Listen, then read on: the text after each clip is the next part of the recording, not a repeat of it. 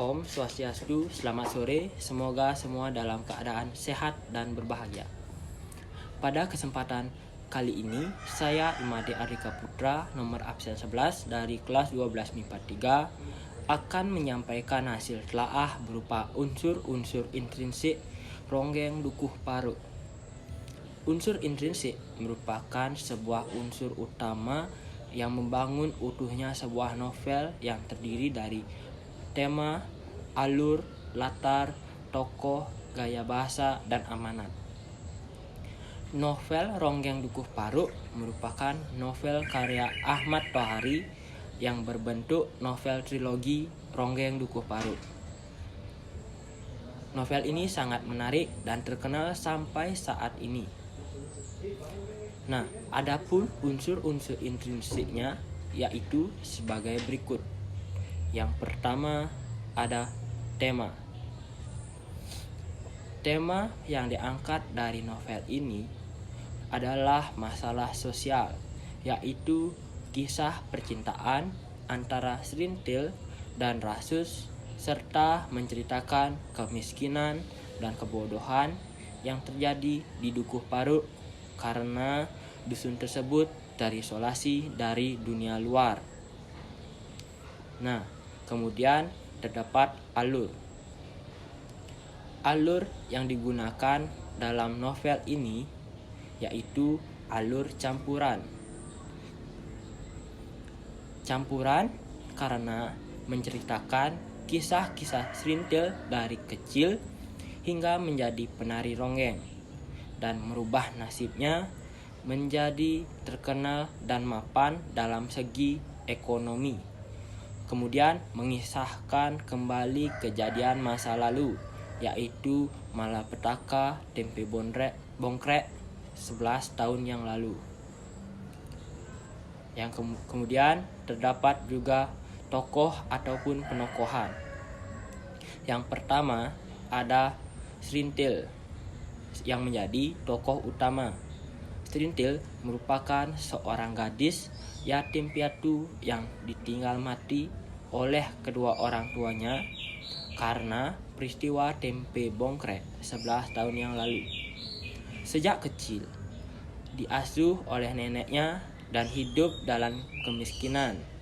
Kemudian ketika Srintil beranjak dewasa, ia terpilih menjadi penari ronggeng yang merubah nasibnya menjadi terkenal dan mapan dalam segi ekonomi. Nah, kemudian tokoh yang kedua adalah Rasus, yaitu teman kecil dari Srintil, merupakan pemuda yang lugu dan juga polos. Rasus dan Srintil pada dasarnya mereka saling mencintai. Namun Rasus tidak menyukai fakta bahwa Srintil menjadi seorang penari ronggeng.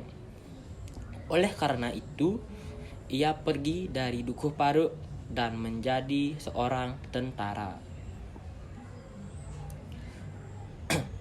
Kemudian yang keempat ada latar atau setting. Pertama, ada latar tempat. Dari novel ini berlatarkan tempat di sebuah pedukuhan bernama Dukuh Parut. Dukuh Parut yang itu sebuah desa yang kecil, sepi dan jauh dari keramaian. Karena dukuh ini terpencil dan jauh dari kerumunan, maka suasana dukuh ini sunyi dan masyarakat mengalami keterbelakangan. Nah, yang kelima ada gaya bahasa. Dalam novel Ronggeng Dukuh Parut juga terdapat majas seperti majas hiperbola, yaitu gaya bahasa yang mengungkapkan sesuatu hal secara berlebihan bahkan terkesan tidak masuk akal. Pada novel Ronggeng Dukuh Parut terdapat pada beberapa kalimat berikut ini, yaitu aku bisa mendengar semua bisik hati yang paling liris sekalipun. Aku dapat melihat mutiara-mutiara jiwa dalam lubuk yang paling pingit. Yang kedua, ada gaya bahasa personifikasi, adalah gaya bahasa kiasan yang menggambarkan benda mati atau barang tidak bernyawa seolah-olah memiliki sifat seperti manusia. Contoh majas tersebut dalam novel Ronggeng Dukuh Paruk antara lain sebagai berikut. Yang pertama, ketika angin tenggara menyapu harum bunga kopi yang selalu mekar di musim kemarau. Yang kedua, namun api dan kesumat telah menunjukkan keangkuhannya di Dukuh Paruk. Nah, yang keenam yaitu amanat. Amanat yang ingin disampaikan oleh pengarang kepada pembaca adalah jangan sampai suka membicarakan keburukan orang dan iri hati. Janganlah mau menyerahkan keperawanan demi sebuah cita-cita. Jangan menilai orang dari luarnya saja, melainkan juga dari dalam hatinya. Demikian informasi yang dapat saya sampaikan. Atas perhatiannya saya mengucapkan terima kasih. Selamat sore.